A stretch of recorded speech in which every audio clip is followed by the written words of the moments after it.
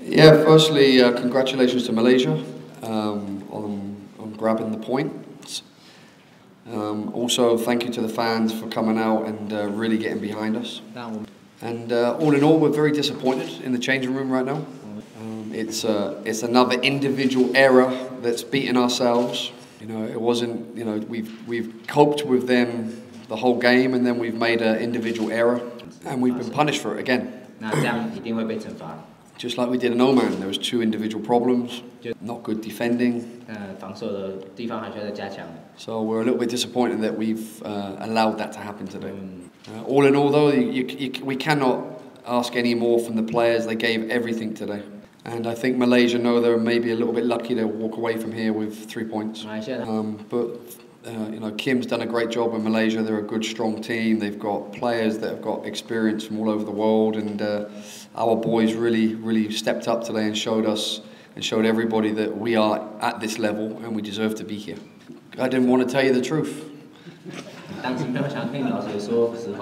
I mean, why give away information that I don't need to give? You know, so for us, Poliang, again, you saw him, he was in a 10 position as an attacking midfielder for most of the game, and then we pulled him back into a double 8 when we went 4-2-4, looking to get the result. And again, he's shown his quality all over the field. And again, he is why everybody's so fond of Poliang, because he gives everything and he's got the quality to do it. So, yeah, very pleased with him, very pleased with all the players, to be honest. They all gave everything. It's just a disappointing goal to give up because it wasn't about good play. It was just about a mistake from ourselves. And, you know, we got to learn. We got to learn that at this level you cannot make any mistakes. And if you do, you get punished. So, yeah, but Poliang, very happy with him. He led the team well. So did Jimmy. You know, they both did a great job, so it's a good platform for us. Well, first of all, if we had number 7 and number 12, we would do the same thing. You know, they're fantastic players. They're quick, they're fast, their movement is good. So, of course, if you've got the ability to play a long ball into them, you would do it. And in the first half, as you saw, they really manipulated the right side. Number 7, number 12 underneath each other, and then you had the fullback number 2. So they really went down the right side because they wanted to use their best players. So all we can do is make sure that our shape is good, make sure that we step and drop at the right time. We practiced the long ball because Oman played the long ball too into those areas. So all we've got to do, and I thought we did a great job on it because they didn't really bother us until we gave the goal to them. So I don't think there's much more we would do differently because it would take away from what we're trying to do for ourselves.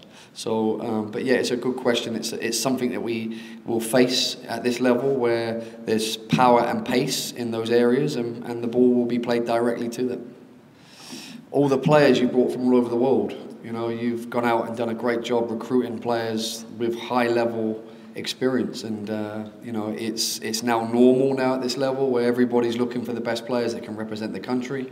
Obviously, you've completely changed your team right through it, and you've got a good league in Malaysia, so I'm sure that's the entry point for these players. And you know, you've done a great job recruiting players, and that's as simple as that. And we have to do a better job at that as well. You know, we have players playing in the Super League that aren't coming back.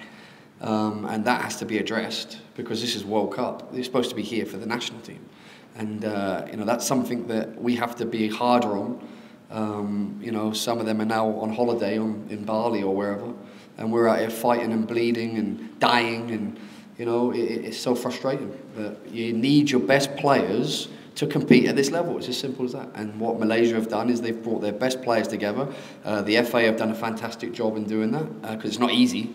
I know it's not easy, and Kim's done a great job with that because I'm sure they want to come back and play. So it's something we have to do better. You know, we got players that are some of the fittest players in the Super League. You know, and where are they? You know, it's something that is very frustrating, and we give a lot of players the opportunity to play in China and earn a big living, and it's time to give back. You can't just keep taking. And I'm fed up with it. So, you know, we will address this situation with the CFA as well, with the Chinese Football Association. So I'm not going to sit back and watch us lose games when we haven't got our best players here. It's ridiculous. So Malaysia, congratulations on doing what's right, and you're seeing the benefits now. And just one other point on that, you've got this new program that needs to start in January. We need to focus our attention on the youngsters, and we can't be relying just on foreign players.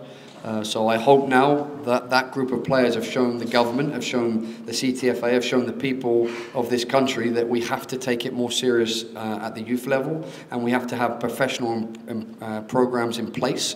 And I'm looking forward to being part of that situation, because that's another way forward. Yeah, I mean, 11 games unbeaten at home is quite a record, and it can't go on forever. So, it's against a very good team. There's no shame in losing against that team, especially the way we played. We competed very well. So I don't really think about those things, but it is an interesting stat. And now, between now and March, it's about fixing the problems for these last 2 games that we now know are the issues. It's about getting the best players. I mean, that's going to be a big part of it.